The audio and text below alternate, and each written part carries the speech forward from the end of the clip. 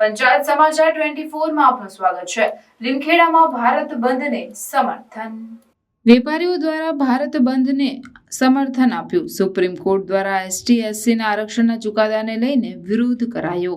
લીમખેડા સહિત આજુબાજુના વિસ્તારમાં ભારત બંધનું સમર્થન કરાયું। સુપ્રીમ કોર્ટ ચુકાદાને ફરી વિચારણા કરી ST/SC સમાજમાં હિતમાં વિચારો તેવી માંગ કરાઈ। કોંગ્રેસ આમ આદમી પાર્ટીના કાર્યકરો પણ આદિવાસી સમાજ સાથે જોડાયા। કોઈ અનિચ્છનીય બનાવ ન બને તે માટે તમામ સ્થળો પર ચુસ્ત પોલીસ બંદોબસ્ત પણ ગોઠવાયો।